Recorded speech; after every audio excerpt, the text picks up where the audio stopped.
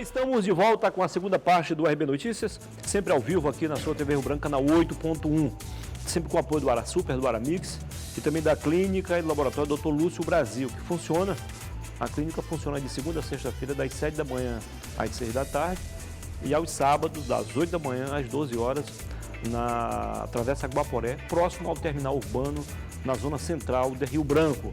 Lembro a você, amigos, que a nossa entrevistada deste sábado, lá na Difusora Acreana, no programa Sintonia 1400, comigo e também o Damião Viana, é a secretária estadual de Educação, professora doutora Socorro Neri.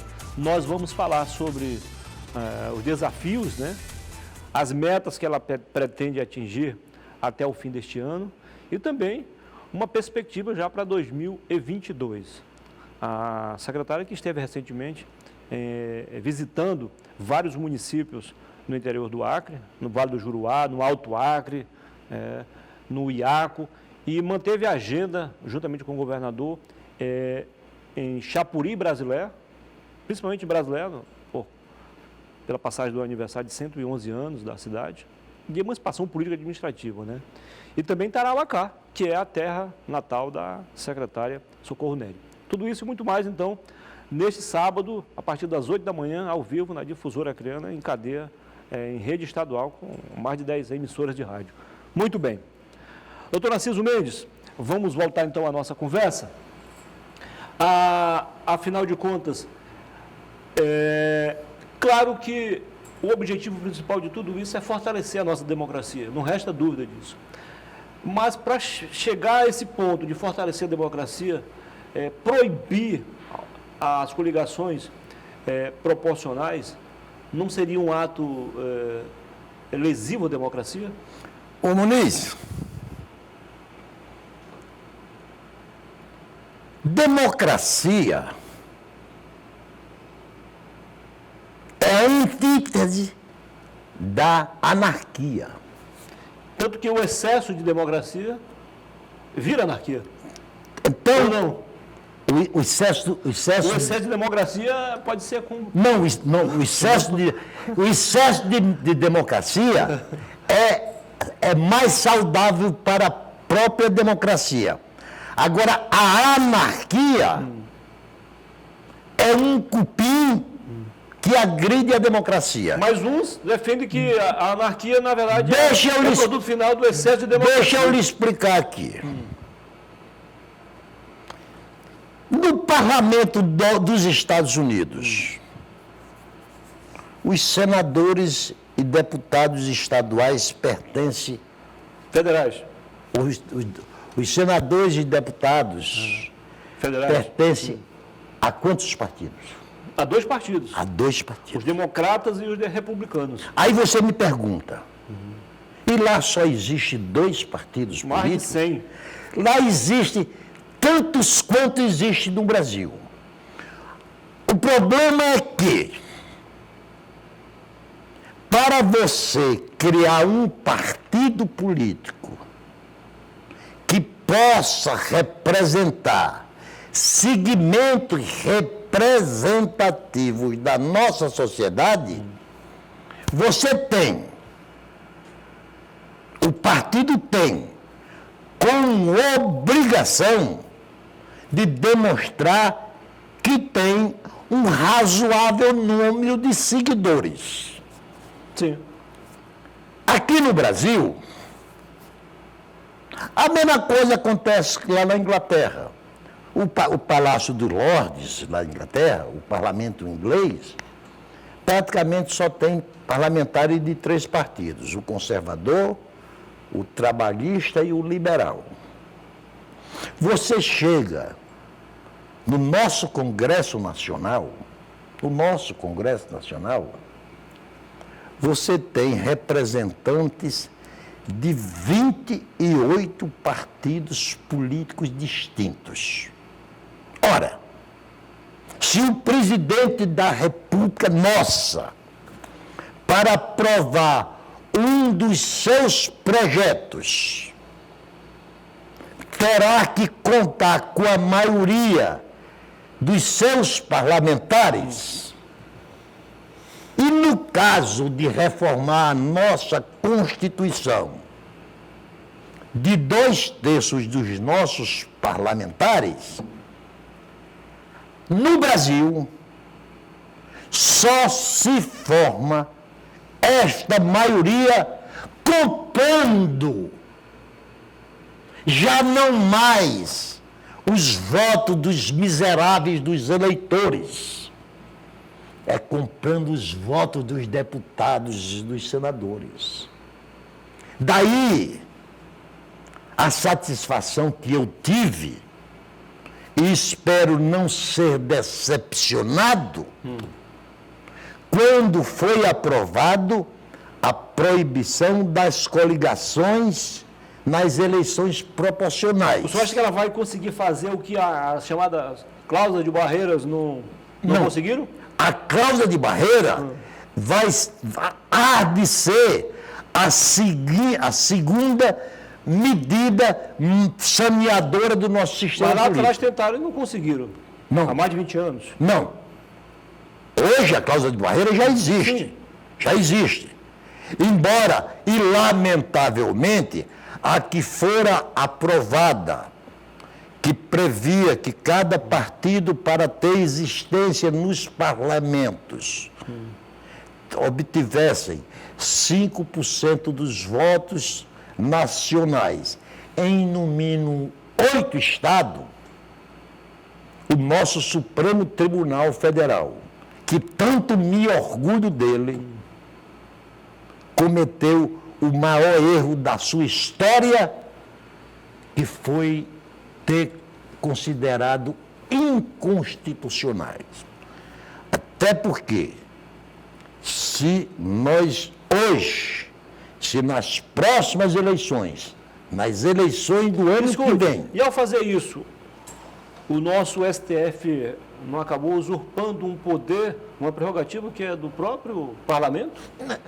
Não, olha, não vamos entrar. Sim, mas se entrar em deputado. Se nós entrarmos... Congressista. Esse país, neste quesito usurpação de poder, merece das mais severas correções. Porque, ora, o Executivo manda no Legislativo, ora o Legislativo manda no Judiciário, ora o Judiciário impede que o Executivo haja, e assim sucessivamente. Mas vamos nos reportar a essas duas medidas. Tá, mas antes de falar das duas medidas, com a sua permissão, a gente não perdeu o embalo aqui, é um outro assunto que não tem nada a ver, mas vale a pena a gente lembrar aqui. O governo do Acre está diante de uma situação complicada, justamente por usurpação de poder. A Assembleia Legislativa aprovou recentemente um projeto de lei que dá ao governo do Acre o direito de contratar os médicos formados no exterior, sem o devido revalida. O governador, sabiamente, vetou, só que o projeto voltou para a Assembleia e os deputados, mesmo da base governista, derrubaram o veto. Aí disse, bom, então lavou as mãos e sancionou. O Conselho Regional de Medicina entrou com ação na Justiça, certamente vai ganhar, porque aqui não estamos a discutir, doutor, e amigos da TV Rio Branco, a relevância social dessa lei. Em tempo de pandemia, seria muito bom termos mais médicos à disposição, tanto aqui na capital quanto no interior. Mas, infelizmente, é uma lei inconstitucional. Certamente, não há outro meio. A Justiça vai certamente negar. Certamente. Ô Muniz, as nossas leis obedecem uma hierarquia. Por exemplo, o município pode criar qualquer lei que não se confrontem com as leis do Estado. Sim. E o Estado também pode criar leis que não confrontem-se com as leis com as leis federais. Este é também um dos problemas. Nos Estados Unidos é um pouco diferente, né? Cada estado tem a sua autonomia. É porque lá existe uma federação. Sim. Em que o que não contrariar a Constituição americana, que é apenas composta de 7 artigos, o Estado pode instituir. O nosso grande Tanto que problema... lá, por exemplo, a pena de morte não existe em todos os estados. Muniz, o nosso país, ele chegou, ele já poderia exibir um prêmio, merecidamente, porém imerecidamente nos valores, de ser o país mais legislado do mundo. Quer mais uma informação aí, só para reforçar o que o senhor está falando? Estão aí a defender já o estatuto da pessoa que contraiu Covid-19. Para que tudo isso, gente? Se o nosso SUS, que desse modelo, acho que é o único no Brasil, no mundo, já tem bem definido tudo isso. Para que mais um estatuto? Estatuto da criança e do adolescente, estatuto do torcedor, estatuto do idoso. Muniz, a Constituição Americana tem 7 artigos e 28 emendas. 7 artigos e 28 emendas. A Constituição nossa, brasileira, da qual participei, e não me entusiasmei quando a subscrevi, Promulgada no dia 5 de outubro de 88. é a maior 23 anos. Constituição do mundo E a mais emendada também. e em 34 anos de vida já sofreu 105 emendas e mais de 10 mil propostas de emendas constitucionais Estão em andamento. estão engavetadas nos birôs dos chefes dos nossos poderes. Então, não é o número de Agora, leis. até que ponto isso é positivo? Isso é profundamente negativo. Negativo. Muniz, quando você está andando na rua, você distraidamente pode cometer um crime ao pisar na grama de um jardim. Porque existe leis que considera ser criminoso pisar na grama de jardim. Você acha que isto é obrigação de Estado ou é questão de educação da população? Educação. Questão educacional, né? Pela questão cultural também. É cultural também. Então, eu espero... Mas o senhor ia falando sobre 2 pontos, eu acabei lhe interrompendo. Desculpa, então o senhor pode voltar. O senhor estava falando sobre 2 pontos básicos. Então, nas eleições do ano que vem, aqui no Acre nós vamos assistir uma verdadeira revolução. Vai ser uma eleição bem diferente das outras. Completamente diferente. Ora, nós temos hoje no Acre 8 deputados federais 7 partidos. de 7 partidos. Nas eleições do ano que vem, no máximo, 3 partidos, Terão deputados. no máximo 3 partidos atingirão o coeficiente eleitoral. Então, eu não vou citar aqui o nome um a um, mas sei quais são os uns a uns, vão ter que mudar de partido, porque ele pode tirar 25, 30 mil votos e não atingir a legenda de deputado federal e não ser eleito. E eles não vão correr esse risco. Por exemplo, na mais recente eleição de deputado federal, o hoje prefeito de Rio Branco, Bucaló, foi o 4º mais votado. E não foi eleito. Tirou 20 e tantos mil votos e assistiu um deputado, um candidato, com 7 mil votos, tomar o seu lugar. Aí você me pergunta, isso está correto? Está. Com pouco mais de 30% dos votos que ele obteve. Está.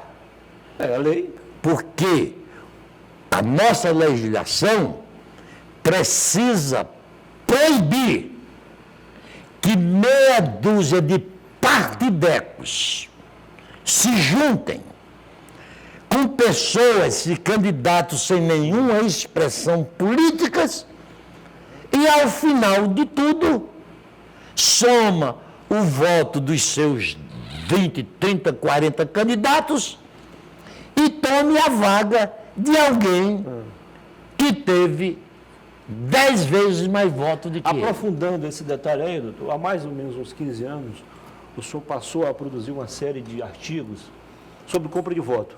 E eu confesso que eu peguei carona também e andei fazendo algumas considerações na minha coluna, matérias também sobre compra de voto. E o nosso Tribunal Regional Eleitoral, nossa Polícia Federal, o Ministério Público Eleitoral, tem agido com muito rigor nos últimos anos. No entanto, acho que caçou no máximo 10% daqueles que compraram voto, sem citar nomes. Ao mesmo tempo, isso, que é um ponto positivo, não acaba sendo servindo como estímulo para aqueles que sabem que compraram voto e continuam com o mandato? Ô, Muniz, na Alemanha, vamos usar a Alemanha como exemplo. A justiça eleitoral não tem a menor preocupação com compra de votos. Sabe por quê? Porque, conscientemente, o eleitor não vende o voto. Aqui a nossa cultura é totalmente diferente. Aqui, eu vivi, enquanto candidatos, eu recebia pessoas que me traziam uma relação com 40 nomes. Nome, endereço, sessão que vota, etc. Nome de do título. Aí dizia, para mim, doutor, esses 40 eleitores são de minha inteira confiança. Se o senhor me der R$100 para eu dar a cada um deles, o senhor terá os 40 votos. Quer dizer, a compra de voto no Brasil se institucionalizou a despeito dos cuidados da nossa justiça eleitoral, da nossa Polícia Federal, do nosso Ministério Público Federal. É tanto. Ou seja, o candidato nem precisa se preocupar em ir atrás, não. Tanto. A proposta é enviada. Que eu vou sugerir quem vier ser o presidente do Tribunal Regional Eleitoral do Acre nas próximas eleições, já foi escolhido, já? Ainda não. Ainda não foi escolhido? Para que a gente saia do mundo das ilusões e entre no mundo da realidade. E ao invés de estar com propaganda, não venda seu voto, não faça do seu voto uma mercadoria, que a justiça eleitoral passe a conscientizar o povo que o sujeito que quiser comprar o seu voto, você receba o pagamento e valorize a sua cidadania e, a partir de então, diga consigo mesmo: eu não voto nesse canalha porque ele quis comprar a minha dignidade. Esse é o chamado... Quando o senhor defende o chamado do calote cívico, o que lhe motiva a... O calote cívico é exatamente esse. Se tem comprador de voto e ele quer comprar seu voto, você venda. Apenas não entregue. Hein? Nós cometemos aqui uma pequena falha quando o senhor perguntou se já tinha sido definido o presidente. Mas não foi definido ainda, não foram definidos os juízes, porque normalmente no ano. Mas o presidente, sim. A doutora Denise Bonfim já é a presidente do Tribunal Regional Eleitoral e vai comandar o processo eleitoral no ano que vem. Acho que a doutora Denise Bonfim deve estar sempre presente nos meios de comunicação, recomendando aos eleitores que não recusem de receber o dinheiro dos compradores de votos, mas que recusem a votar nele, porque ele, com esse gesto, quis torná-lo uma mercadoria, não respeitou sua cidadania, não respeitou a soberania popular, que é a síntese do regime democrático. Rapidinho para encerrar a nossa participação, doutor. No último bloco nós vamos conversar com o doutor Cassiano Marques, que foi secretário, né? Em 2 minutos, foi secretário de Indústria e Comércio, de Segurança Pública, de Saúde, e agora opera no ramo empresarial. Ele está usando passeios de moto como opção para os turistas aqui no Brasil conhecer o exterior e os de fora conhecer o Brasil, via Acre e outras cidades também aqui, não só de Rio Branco, mas também do interior do Acre. Tem uma programação amanhã, sábado e domingo, portanto no final de semana a gente vai dar as dicas já já aqui para você. Antes, porém, doutor, a última pergunta, ainda voltando à questão econômica agora, para encerrar. Até que ponto isso é importante para a nossa economia? Qual seria o impacto financeiro que isso dará, essa prorrogação do auxílio emergencial e a possibilidade de haver também a prorrogação do benefício emergencial? Só lembrando, o auxílio emergencial é para os trabalhadores de um modo geral, os desempregados, os desalentados, e o benefício emergencial são para os trabalhadores da iniciativa privada com carteira assinada. O auxílio emergencial, ele é absolutamente necessário até que se combata efetivamente o coronavírus. Você já viu, Muniz, e com quanta tristeza, às vezes eu até chego a contar, a quantidade de portas fechadas de estabelecimentos comerciais outrora ativos, e a quantidade de placas de vende-se e aluga-se que tem na nossa capital. Um verdadeiro cemitério de CNPJ. Hein? Um verdadeiro cemitério de CNPJ. Não, o nosso cemitério de CNPJ, eu acho que já existe cadáver em cima de cadáver, né? É difícil. E enquanto nós não acabarmos com a Covid-19, o Estado, aí sim, ele tem que ser grande e sair em socorro dos mais necessitados. Muito obrigado, doutor. Foi um prazer. Sucesso. Depois do intervalo, eu volto para conversar com o doutor Cassiano Marques. Vamos falar sobre turismo. Isso mesmo. Em 2 minutos. Até já.